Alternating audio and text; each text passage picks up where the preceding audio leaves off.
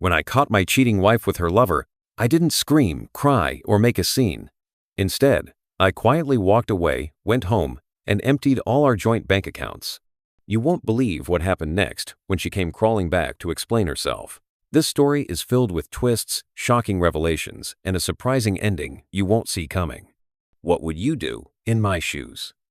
Comment below and share your thoughts. And don't forget to subscribe to my channel to help us hit 1,000 subscribers for more jaw-dropping stories like this one.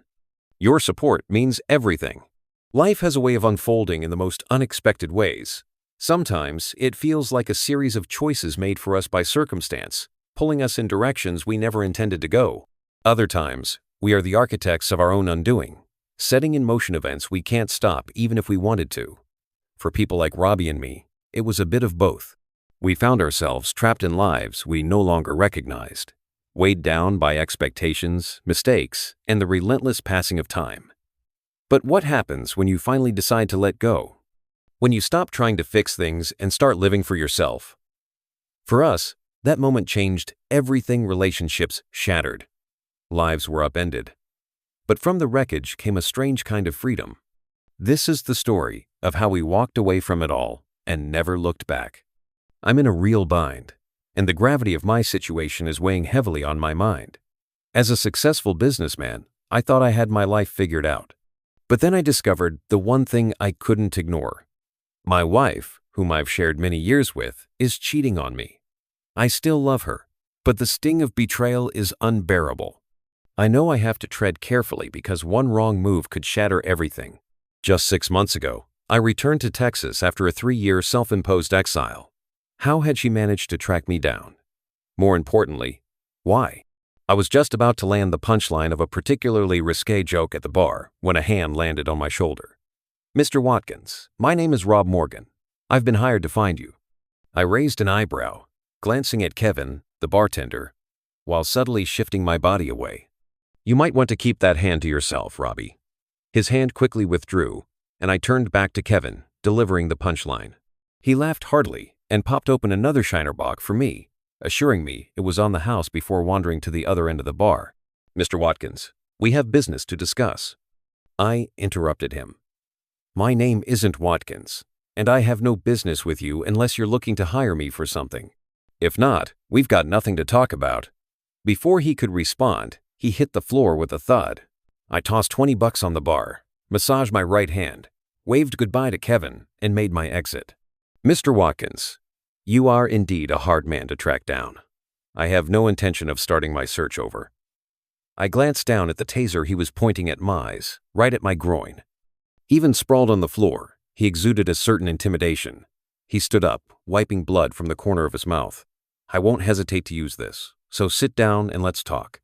Noticing Kevin approaching, I gestured for him to back off. He hesitated, nodded, and said, "Let me know if you need anything." "Thanks, Kevin, I will." Turning my focus back to the man with the taser, I couldn't help but chuckle. "Who carries a taser in Texas?" I leaned in closer. "Do I know you, buddy?" "Mr. Watkins, your manners could use some work. You clearly can't be from Texas. Call me Bill and tell me who you are and what you want." "Okay, Bill." "Kevin, grab us a couple of beers and put it on Robbie's tab."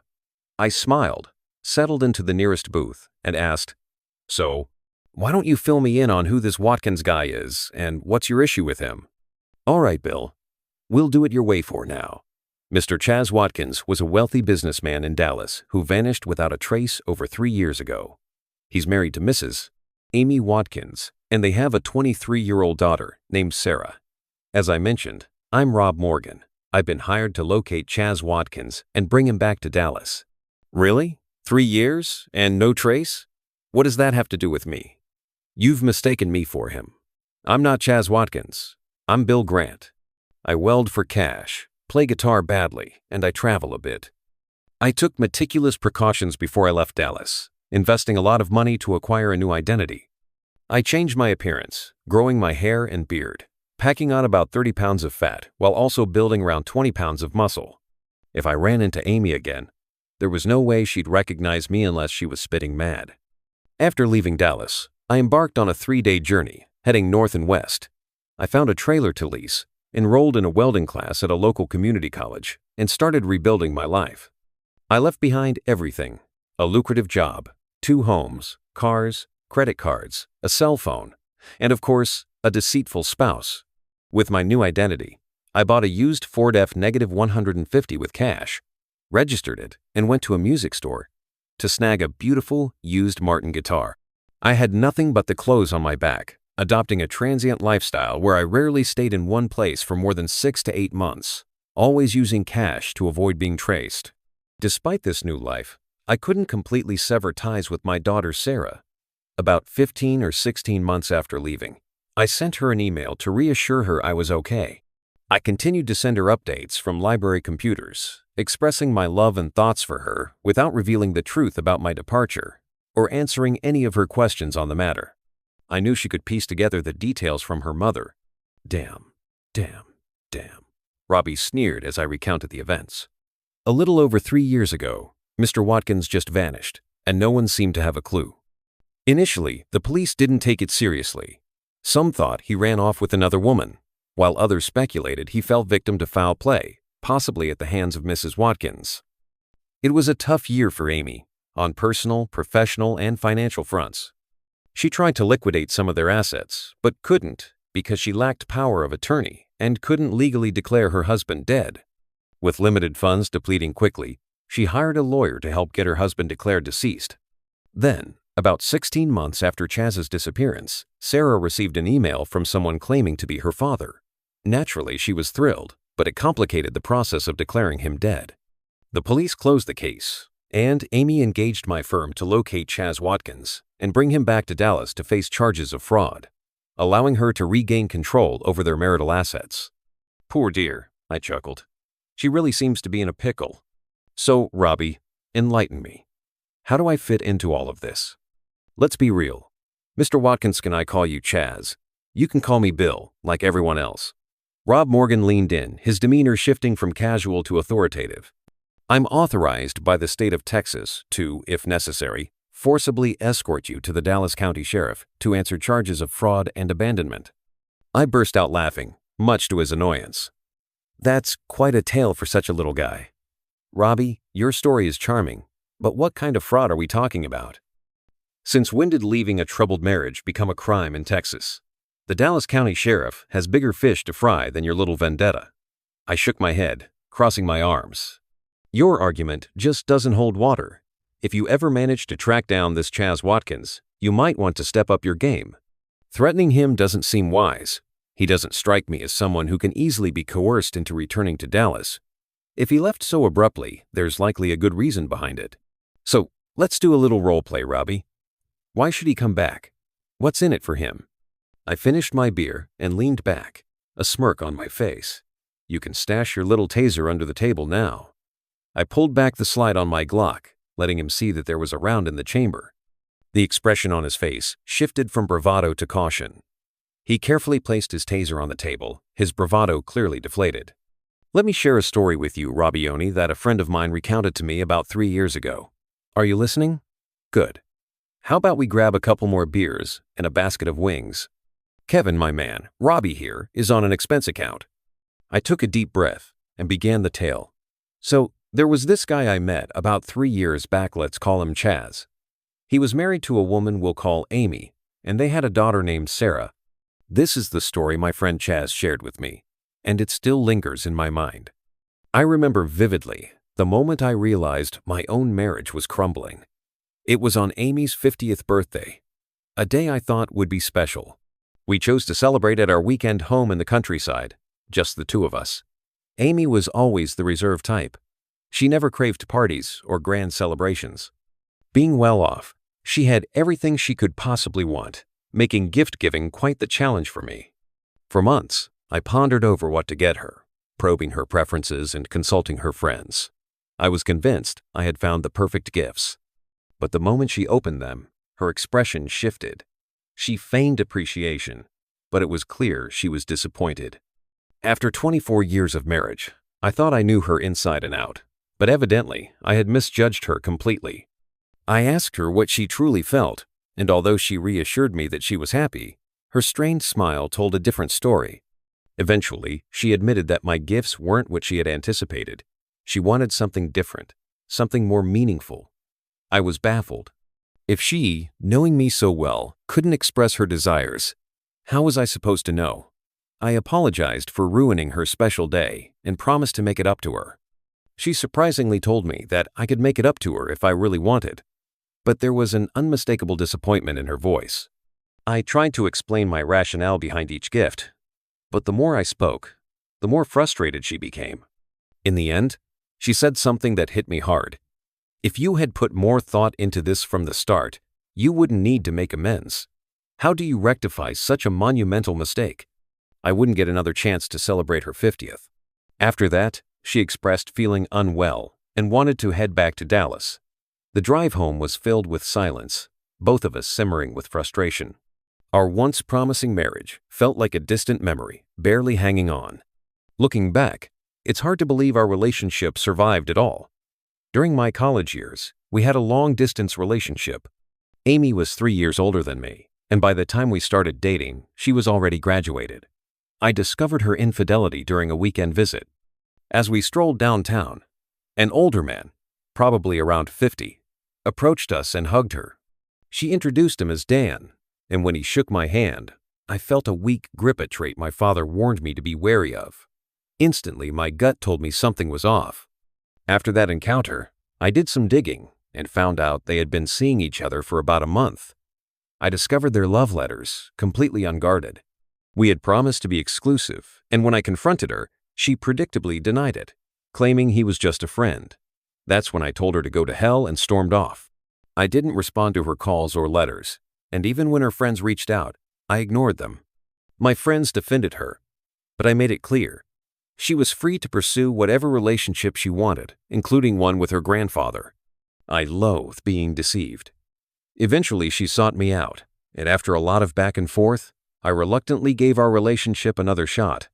I was firm, though, making it clear that if she ever strayed again, that would be the end of it. 2 years later, we tied the knot, but after 11 years of marriage, the cracks were showing. My excessive drinking, work commitments, and frequent travels took a toll on us, and she grew tired of it. When I finally offered to cut back on work and manage my drinking for the sake of our daughter Sarah, Amy grudgingly agreed, imposing significant restrictions as she gradually distanced herself from me, even separating our finances. I leaned back, letting the weight of the story hang in the air, gauging Robbie's reaction.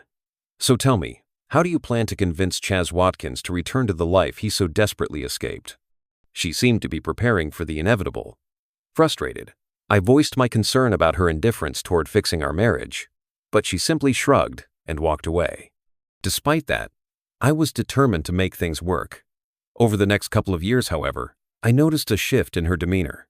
I believe this change was primarily due to my significantly higher income. In fact, I was paying more in taxes than she earned in an entire year.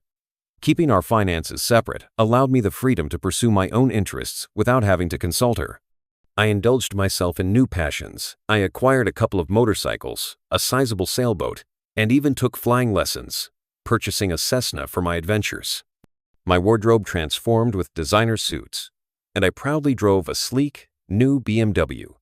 We even acquired a second home, a beautiful 50-acre weekend retreat in the countryside without her financial contribution. I consistently covered household expenses and funded all our family vacations. Yet I felt as though I was living a life she wanted a larger share of. As a result, she began to ease up. I can't help but wonder if we ever truly recovered from that period. 2 years ago, I seriously contemplated divorce. Over time, Amy became increasingly confrontational. She morphed into a version of herself that felt more like a tyrant than a partner. Our intimacy dwindled to perhaps a couple of times a year, and when it did happen, it felt more like a mere physical release than an expression of love. I suspected she might have been unfaithful, though I lacked concrete proof. I didn't think she engaged in long-term affairs, but the whispers of one-night stands during her work trips grew louder in my mind. She had become adept at hiding her indiscretions. With our daughter recently off to college, I reached my breaking point after a particularly brutal public attack on my character. It was then that I issued an ultimatum. Either we work hard to become a more affectionate couple with improved communication and a satisfying sex life, or we part ways. I refuse to continue living like two people, merely coexisting, tolerating each other's presence. I found myself in a position where I had to formally serve her divorce papers before she would even agree to talk. We argued for days. This marked the first meaningful communication we had experienced in years. To my surprise, she expressed reluctance about the divorce, which caught me off guard. In response, she vowed to recommit to our relationship and actively contribute to our marriage.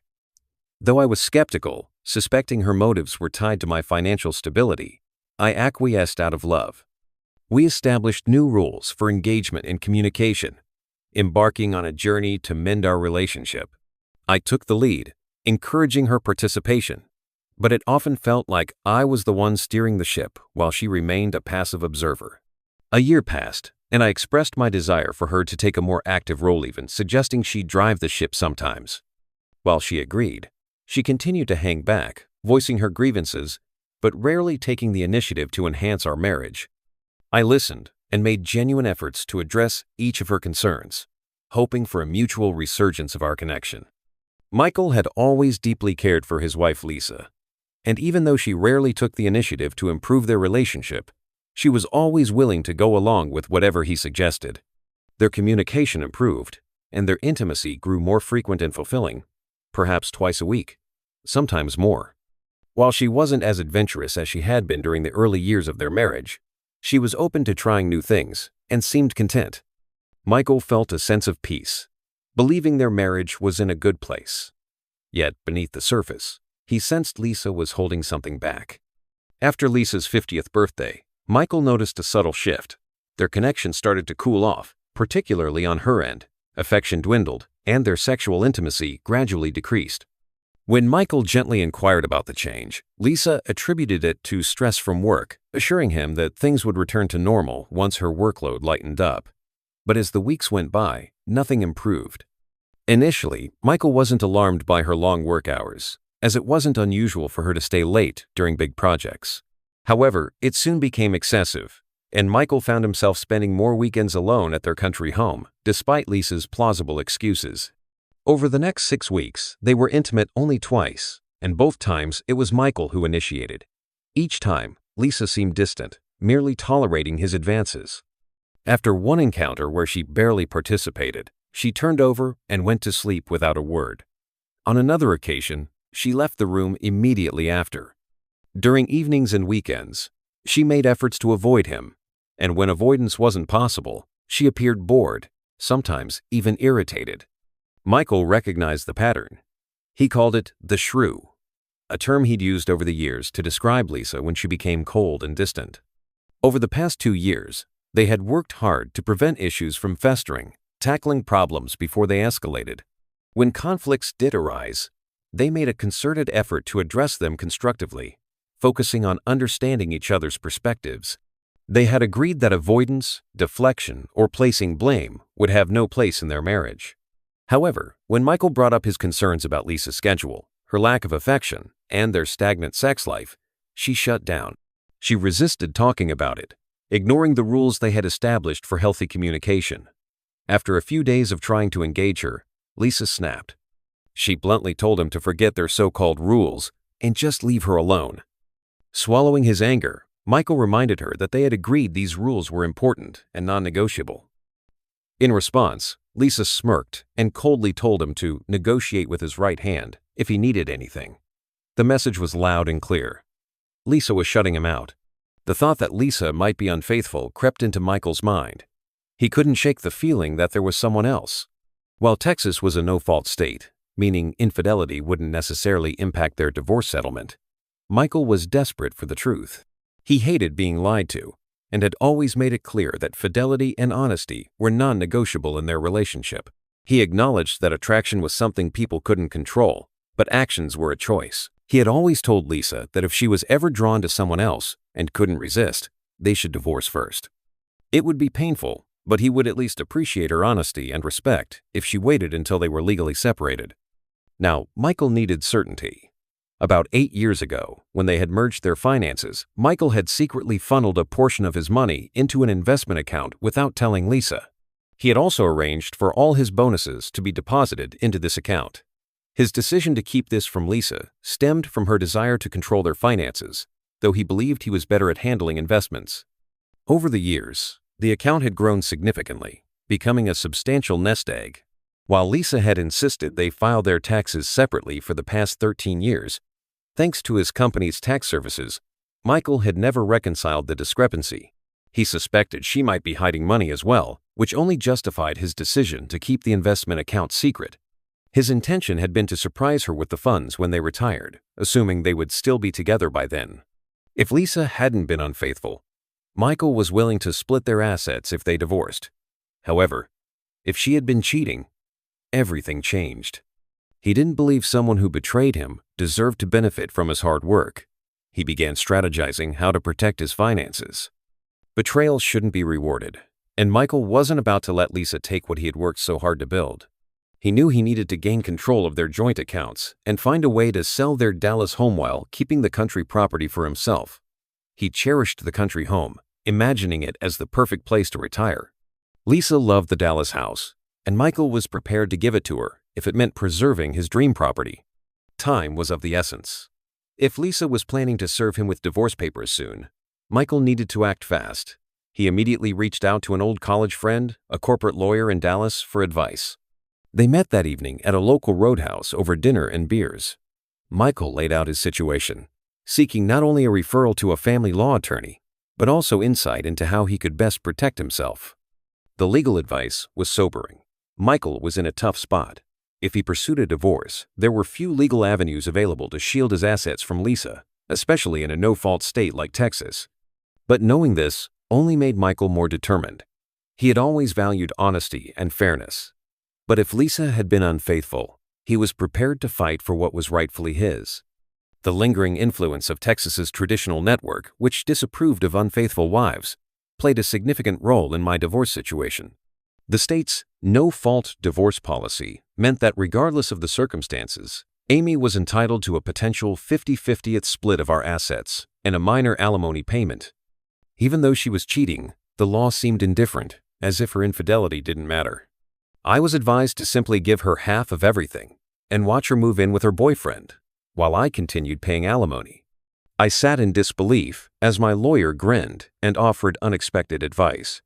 Don't file for divorce just yet. Investigate first. If she's unfaithful, confront her and her lover. Make a clean break and take what you can. He even directed me to a top-notch family lawyer, someone he described as a shark, the kind of attorney even he would fear in his own divorce. It was a turning point. Amy's free ride was over. I stopped asking about her schedule or the waning intimacy in our relationship. I retreated to our country home, rarely crossing paths with her, and strangely, she seemed pleased with the distance. My new attorney guided me through the steps of protecting my assets, changing the beneficiaries on my will, and insurance policies, and recommended hiring a private investigator. She emphasized that even in a no-fault state like Texas, visual evidence could still impact divorce negotiations. I moved on quickly, leaving behind any emotional baggage. That included Amy, her house, and those 50 acres of countryside we used to talk about building a life on. She had made her choices, and I had made mine. If she's happy now, I can live with that. Though there's a part of me that secretly hopes she's struggling financially, but I'm not the kind of guy who's going to lose sleep over it. As for my daughter, there's always a part of me that wants to reconnect with her. I've wondered what it would be like to meet her again, but only if she can promise to keep it from Amy. So far, that promise hasn't come. And so, I keep waiting, holding on to hope. My buddy Robbie, though, he's in a good place now. He's living proof that leaving behind a miserable marriage can be the key to finding happiness. He walked away from a cheating wife and a soul-crushing job, and hasn't looked back since. Why would he? Going back would just mean more betrayal and misery. Robbie's doing well.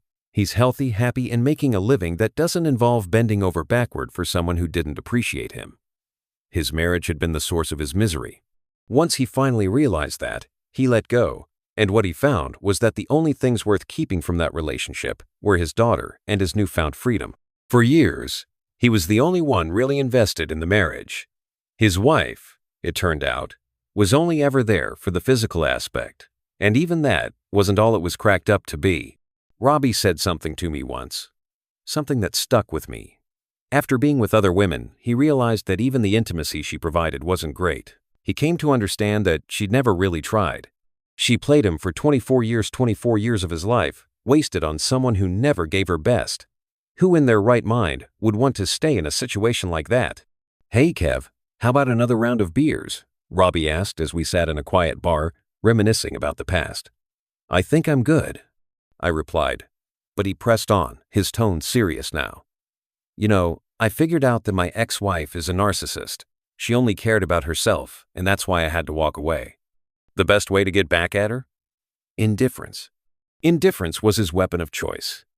He believed that walking away and showing her that she didn't matter was the ultimate blow.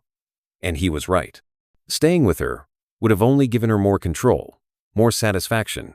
Leaving meant freedom.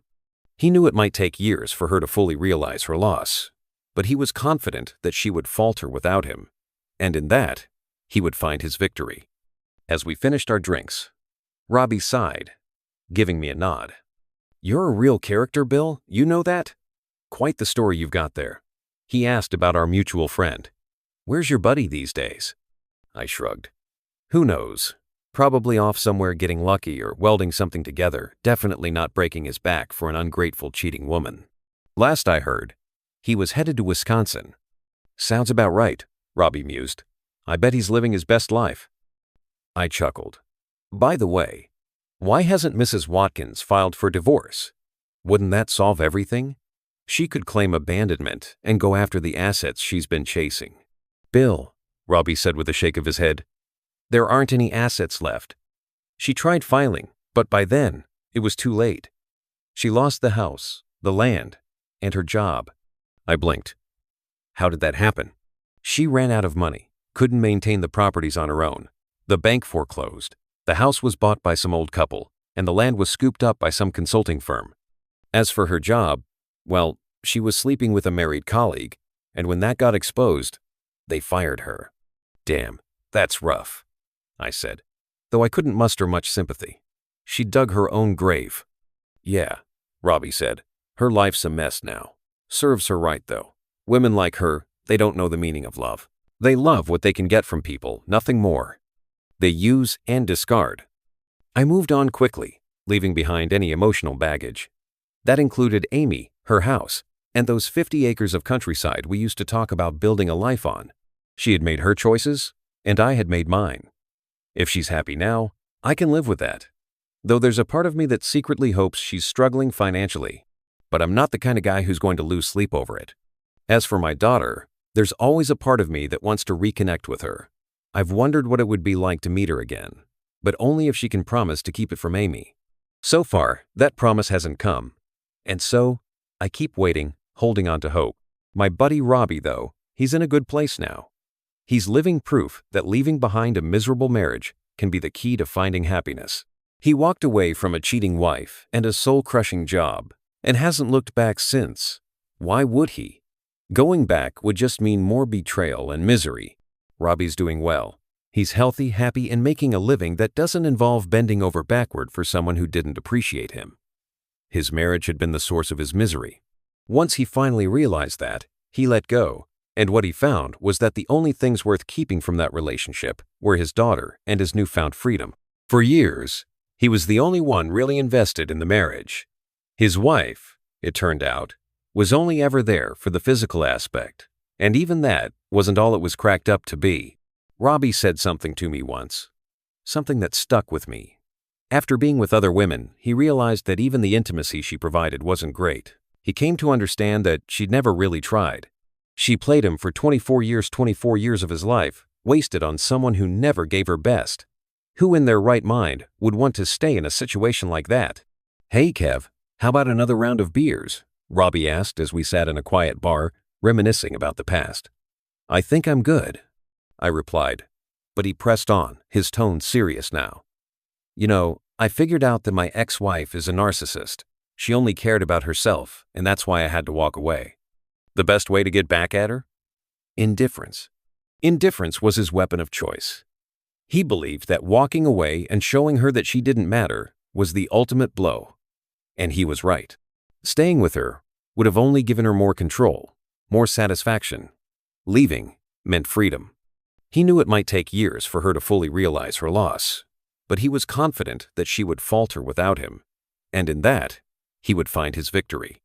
As we finished our drinks, Robbie sighed, giving me a nod. "You're a real character, Bill, you know that? Quite the story you've got there." He asked about our mutual friend. "Where's your buddy these days?" I shrugged. "Who knows? Probably off somewhere getting lucky or welding something together, definitely not breaking his back for an ungrateful, cheating woman. Last I heard, he was headed to Wisconsin." "Sounds about right," Robbie mused. "I bet he's living his best life." I chuckled. "By the way, why hasn't Mrs. Watkins filed for divorce? Wouldn't that solve everything? She could claim abandonment and go after the assets she's been chasing." "Bill," Robbie said with a shake of his head, "there aren't any assets left. She tried filing, but by then, it was too late. She lost the house, the land, and her job." I blinked. "How did that happen?" "She ran out of money, couldn't maintain the properties on her own. The bank foreclosed. The house was bought by some old couple, and the land was scooped up by some consulting firm. As for her job, well, she was sleeping with a married colleague, and when that got exposed, they fired her." "Damn, that's rough," I said, though I couldn't muster much sympathy. "She dug her own grave." "Yeah," Robbie said. "Her life's a mess now. Serves her right, though. Women like her, they don't know the meaning of love. They love what they can get from people, nothing more. They use and discard." He stood up, tossed a few bills on the table, and stretched out his hand to me. "No hard feelings, Bill?" "None at all," I said, shaking his hand. "But be careful who you cross next time." He chuckled and turned to leave, but after a few steps, he paused. Without turning back, he said, "By the way, Amy still loves you. You know, she regrets everything. She's miserable now, drinking too much, spiraling." I sighed. "That's what women like her do, Robbie. Their regret isn't real. It's all about losing the lifestyle, the comfort. She's sorry she got caught, not for the pain she caused." He nodded, walking out into the night. And as I watched him go, I couldn't help but wonder what was next for people like us. The pain that Sarah had inflicted on her husband was undeniable, yet she seemed incapable of recognizing the damage she had caused. She refused to confront the truth, clinging to the distorted reality she had built around herself. In Sarah's world, she was the center of the universe, and everything reality, responsibility, love, respect, honesty only mattered when it served her personal agenda. It didn't seem to cross her mind that perhaps her husband James and their daughter deserved better. "Don't you think he and Emily deserve more?" Bob's voice broke through my thoughts. He wasn't just asking. He was pleading for clarity, as if the weight of what Sarah had done was pressing on his own conscience. I turned to face him, my thoughts swirling. "Chaz," Bob continued, "you've seen what Sarah's like. She doesn't realize the damage she's doing to James, or to herself for that matter. She's blind to the fact that the love and respect in a marriage aren't just given, they're earned. She's selfish, always putting her desires ahead of what's right for her family. James is a good man. He's been patient, more patient than most would be in his shoes, but everyone has a breaking point." I nodded in agreement, but words escaped me for a moment. Bob was right.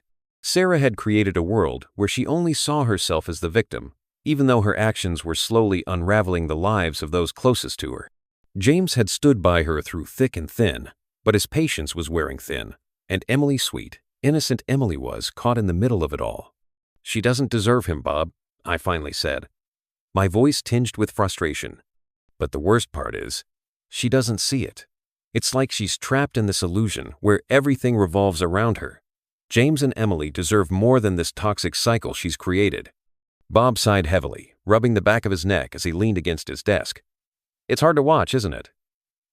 You can only do so much for someone who refuses to change. At the end of the day, James has to decide what's best for him and Emily.